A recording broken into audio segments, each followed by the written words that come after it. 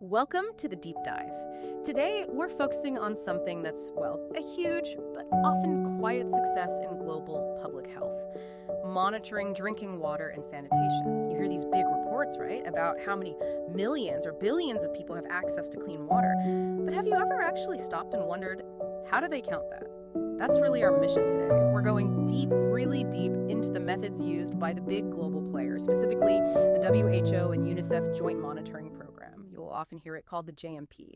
We want to unpack how they've historically gathered their numbers, and maybe more importantly, look at the limitations and biases that might be baked into that data. And it's so important to get this because this international monitoring, it isn't just numbers on a page.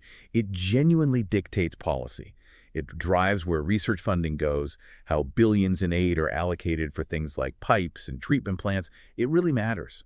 And you can see the impact. I mean, think about life expectancy. Since around 1970, improvements in water and sanitation, which monitoring helps track and drive, have helped push global life expectancy up from about 56.5 years to almost 69 years. Wow. Yeah, monitoring lets us see that incredible life-changing progress in, quantifiable terms. Okay, so let's trace this back. How long have the global community been trying to track this stuff? Our sources suggest it started surprisingly early. It did, yeah. You can find traces back to the 1930s. The League of Nations Health Organization was looking into social medicine, public health type issues. But the modern system, the really intensive monitoring, that came later. Much later, really defined by the Millennium Development Goals, the MDGs, set up back in 2000. That's when the JMP got laser focused on Target 7C.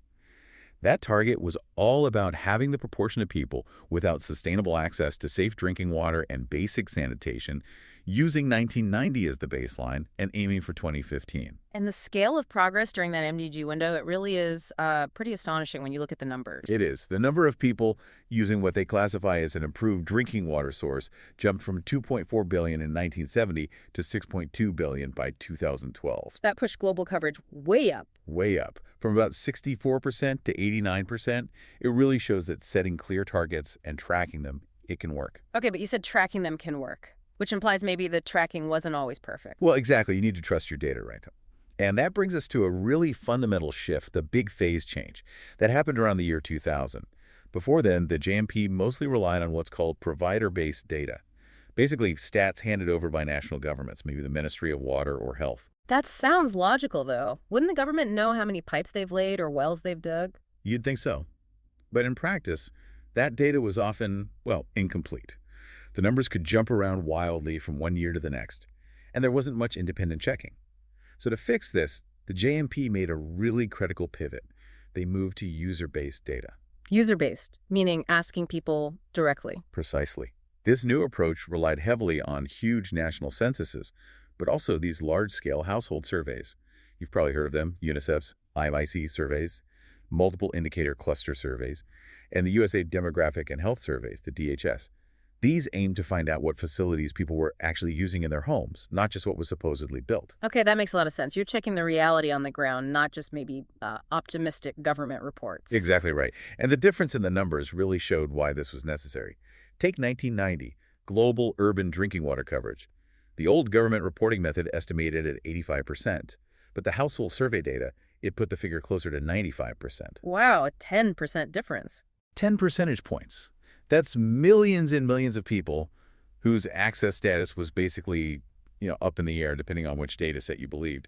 The surveys were meant to nail that down. So once they moved to asking households, they needed a standard way to classify the answers, right? Correct.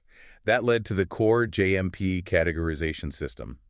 It's based on how people self-report their main water source. And it boils down to two main categories. Essentially, yes. You're either using an improved drinking water source, which includes things like piped water coming right into your house or yard, a protected well or borehole, maybe rainwater collection. That's right. Protected springs, tube wells too, those count as improved. And the other category is not using an improved drinking water source. That's usually relying on surface water, so rivers, ponds, lakes, canals, or things like unprotected dug wells. And importantly, water from tanker trucks is generally not considered improved in most places because the risk of contamination during transport and handling is just too high. Okay, so we have the data source household surveys and the basic categories improved versus unimproved. Now, how do they get from country surveys to A single global number. This is where it gets complicated, I imagine. It does. This is where the statistics come in and also where some of the real methodological limitations start to surface. The main tool they use, according to our sources, is a type of regression.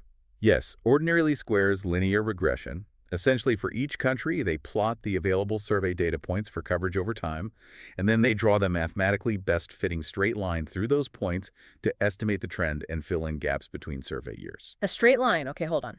Does progress in water access actually happen in a straight line? Intuitively, that feels wrong. Your intuition is spot on. That's the first major critique, linear regression bias.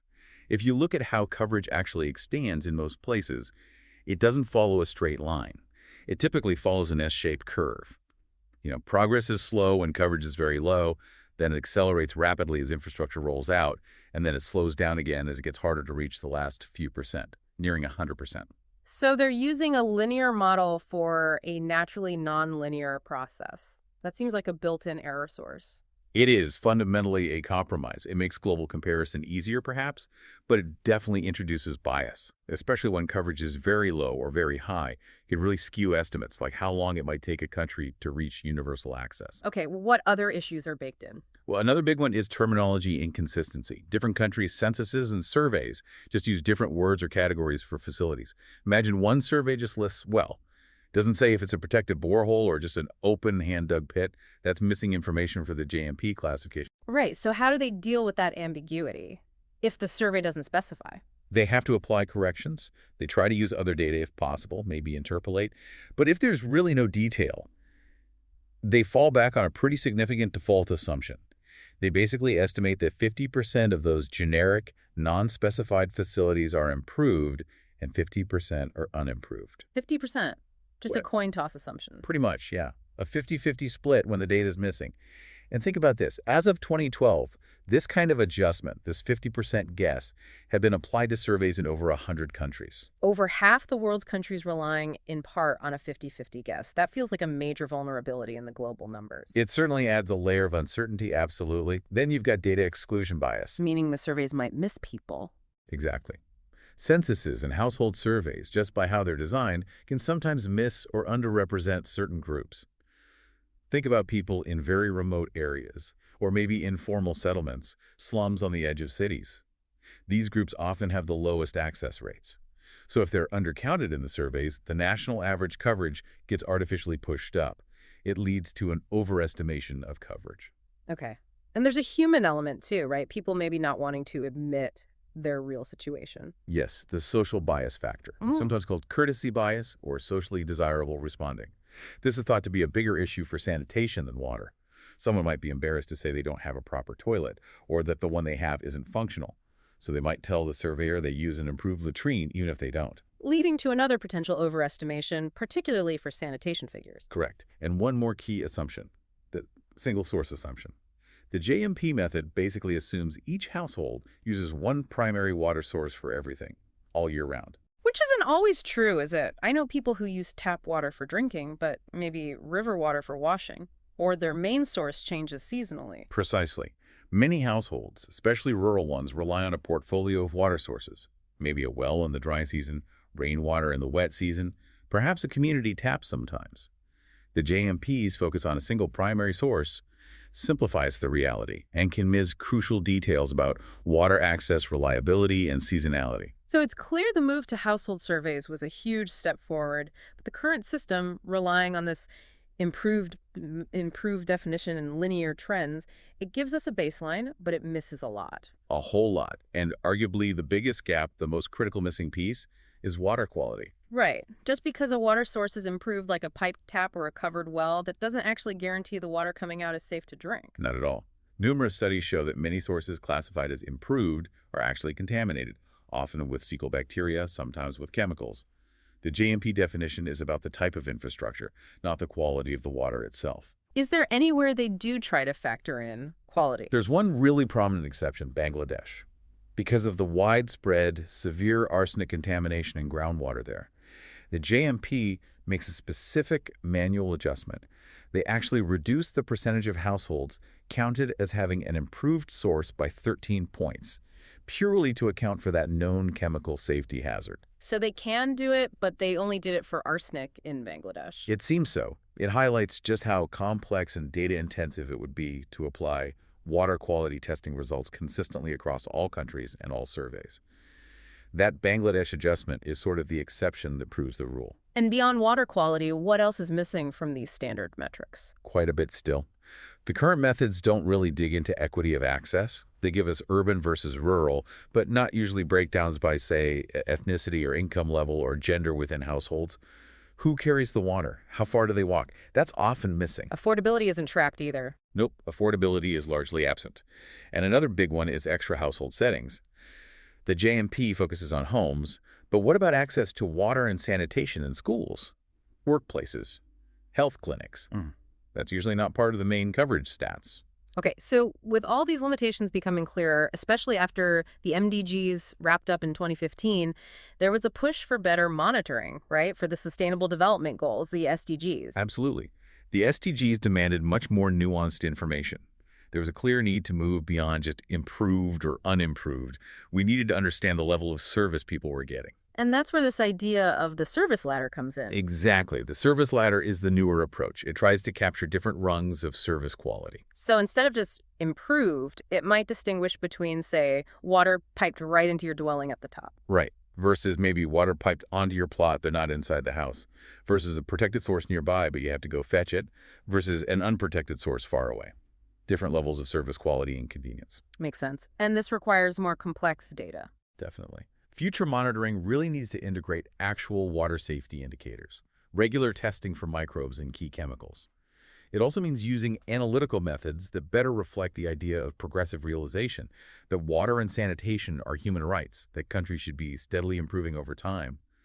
And crucially, we probably need to expand the data sources, not just rely on household surveys, but also bring in data from utilities, from regulators, maybe even NGOs working on the ground, to get a richer, more accurate picture. But there's a tension here, isn't there? Getting this better data, validating new methods, that takes time. Our sources mention it took about a decade just to really get the current household survey method established globally. That's the core tension. There's scientific and moral pressure for better, more nuanced data, especially around quality and equity. But developing, validating, and rolling out new global monitoring systems takes years, maybe decades, of consistent effort and funding. And that often clashes with the demand for quick results, for data that fits neatly into, shorter political cycles or funding cycles. So wrapping this up, the journey of monitoring global water and sanitation has been pretty revolutionary. Shifting from government say-so to asking users directly changed the game. But the current system, while valuable for setting a baseline, still has significant methodological hurdles, statistical assumptions, and gaps, especially around water quality and equity, that mean the numbers don't always reflect the full reality on the ground. Precisely. And that leads us to a final thought, something for you, the listener, to really chew on. If we accept, as the UN does, that water and sanitation are fundamental human rights, then how should our global monitoring systems evolve? Should they just count taps and toilets? Or do we need methods that actively measure discrimination and inequality in access directly? That challenge, figuring out how we measure inequality, not just coverage, is arguably the next great frontier for water policy and monitoring.